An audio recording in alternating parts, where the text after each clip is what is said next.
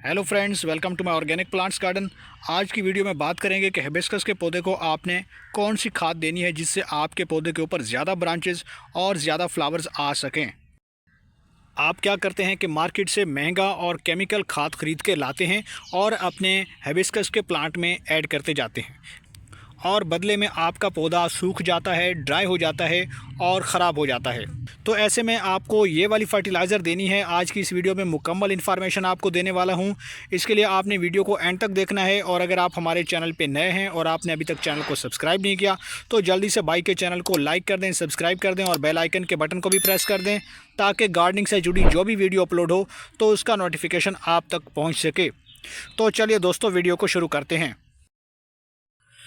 तो 4 ऐसी बातें हैं जिनके ऊपर अगर आप तवज्जो देंगे तो आपका पौधा अच्छे से ग्रो करेगा, बहुत सारी नई ब्रांचेस भी निकालेगा और साथ में बहुत सारे फूल भी निकालेगा। अगर आप उन 4 बातों पे अमल नहीं करते तो आपका पौधा अच्छे से ग्रो नहीं कर पाता।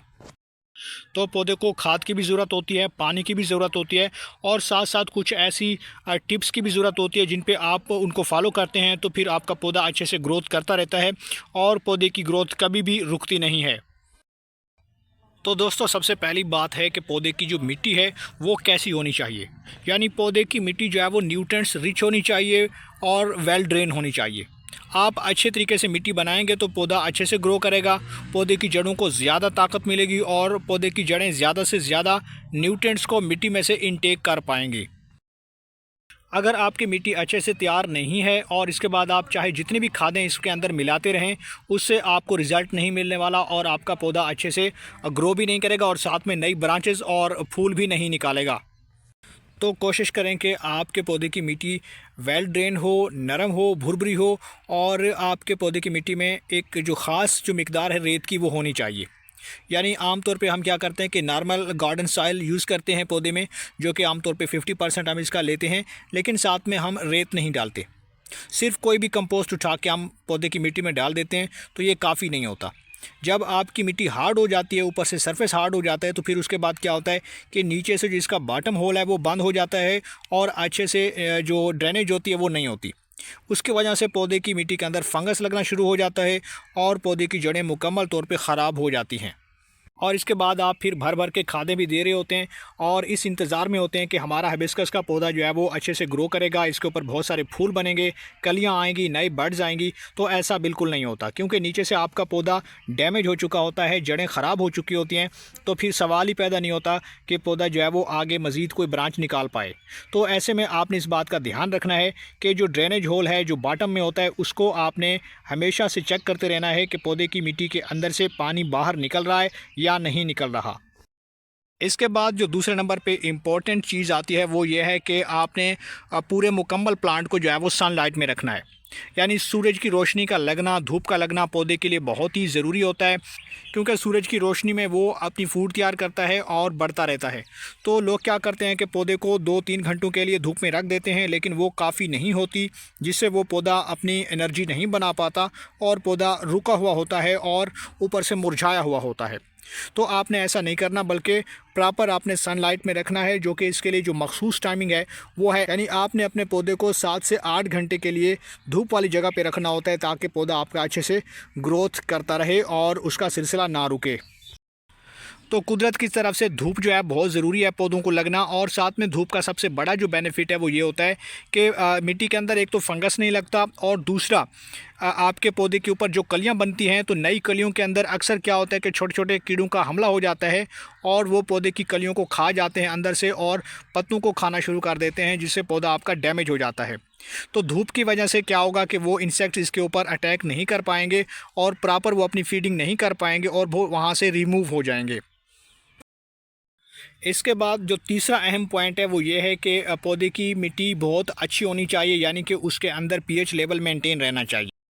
अगर पौधे की मिट्टी का पीएच लेवल 7 से ज़्यादा हो रहा है तो फिर आपके पौधे के ऊपर किसी तरह की कोई कलियां या इसके ऊपर फूल नहीं लगेंगे। तो ज़्यादा फ्लावरिंग के लिए आपने इस बात को इंश्योर करना है कि पीएच लेवल कम होना चाहिए ताकि मिट्टी जो है वो एसिडिक रहे। एसिडिक मिट्टी के अंदर ही आपके पौधे की ग्रोथ अच्छे से चलती रहती है। तो मिट्टी को एसिडिक कैसे बनाना है इसके लिए वीडियो चैनल पे मौजूद है, उसका लिंक मैं डिस्क्रिप्शन में दे दूंगा, आप वहां से जाकर चेकआउट कर सकते हैं। तो अब वो चौथी चीज़ कौन सी है जिससे आपके पौधे के ऊपर फ्लावर्स नहीं बनते, तो वो है पोटाशियम। पोटाशियम की कमी जब मिट्टी के अंदर होती है तो उससे आपके पौधे के ऊपर फ्लावर्स नहीं आते और ना ही कलियां बनती हैं। तो पोटाशियम खाद आपको अपने किचन से ही मिल जाती है, यानी कि आपके पास जितने भी सब्जियों के या फलों के छिलके होते हैं उनसे ही आपको पोटाशियम मिल जाता है और उस पोटाशियम को आपने अपने पौधों की मिट्टी में ऐड करना है।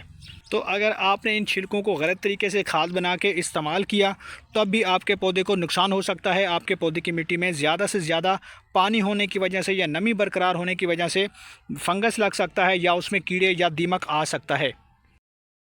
सब्जियों के छिलकों के अलावा आपके पास अगर केले के छिलके हैं तो आप उनको खुश्क कर सकते हैं और खुश्क और ड्राई करके इन केले के छिलकों को आप ग्राइंड कर सकते हैं।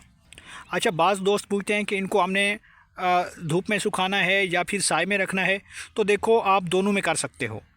बेहतर है कि आप इनको धूप में रख दें, क्योंकि धूप में एक तो यह है कि इसके अंदर कोई कीड़े हैं या फिर छिलकों के अंदर कहीं पे फंगस है तो वो मुकम्मल तौर पे एलिमिनेट हो जाती है ड्राई होने की वजह से।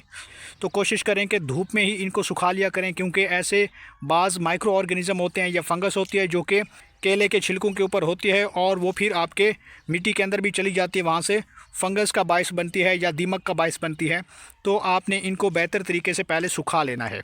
केले के छिलकों के अंदर वाफर मकदार में पोटाशियम मौजूद है और यही पोटाशियम जो है वो रिस्पॉन्सिबल है आपके हिबिस्कस के प्लांट के ऊपर ज़्यादा से ज़्यादा बर्ड्स बनाने के लिए, ब्रांचेस लाने के लिए और बहुत ज़्यादा फ्लावर्स लाने के लिए। तो बहुत जल्दी इसके ऊपर कलियाँ आना शुरू हो जाएंगी और बहुत ज़्यादा फूल भी आएंगे। तो अगर आपके पास केले के छिलके अवेलेबल नहीं हैं तो प्याज के छिलकों से भी आप पोटाशियम जो है वो पौधे को दे सकते हैं, क्योंकि प्याज के छिलकों के अंदर भी काफ़ी ज़्यादा पोटाशियम मौजूद होता है। तो प्याज के छिलकों का लिक्विड बनाकर भी आप पौधे की मिट्टी में ऐड कर सकते हैं।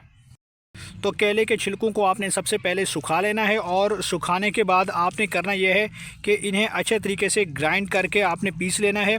और पीसने के बाद आपके पास कुछ इस तरीके से ये फर्टिलाइज़र तैयार हो जाता है या बन जाता है।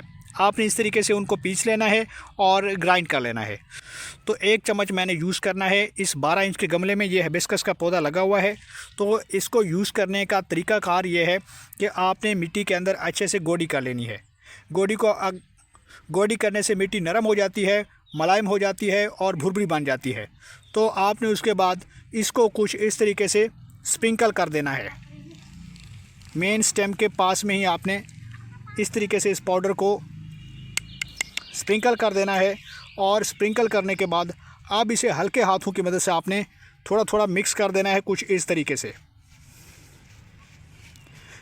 कोशिश करें कि गोडी 2 से 2.5 इंच की गहराई में आप कर लें, ताकि जड़ों तक इसकी जो एब्जॉर्प्शन है वो तेज़ी से हो सके। तो यहाँ पे पाउडर को मिट्टी के अंदर मिक्स करने के बाद अब आपने करना यह है कि इसे हल्का सा पानी दे देना है। तो यहाँ पे मैं बोतल की मदद से यहाँ पे पानी दे दूँगा कुछ इस तरीके से। जहाँ जहाँ फर्टिलाइज़र पहुँची है वहाँ आपने इस तरीके से पानी जो है वो ज़रूर दे देना है। मिट्टी ड्राई ना हो, बल्कि पौधे की मिट्टी में नमी का रहना भी बहुत ज़रूरी है। तो इस फर्टिलाइज़र को अब आपने दोबारा कब यूज़ करना है, तो इसके लिए आपने तकरीबन 1 महीने के बाद दोबारा इसी तरीके से फर्टिलाइज़र अपने पौधे की मिट्टी में अप्लाई कर सकते हैं। इस फर्टिलाइज़र के अंदर पोटाशियम, मैग्नीशियम और आयरन होने की वजह से आपके पौधे के ऊपर ज़्यादा से ज़्यादा कलियां बनेंगी और हर तरफ से फूल बनेंगे। तो उम्मीद करता हूं कि आपको ये वीडियो पसंद आई होगी। वीडियो पसंद आई है तो वीडियो को लाइक कर दें और भाई के चैनल को सब्सक्राइब कर दें।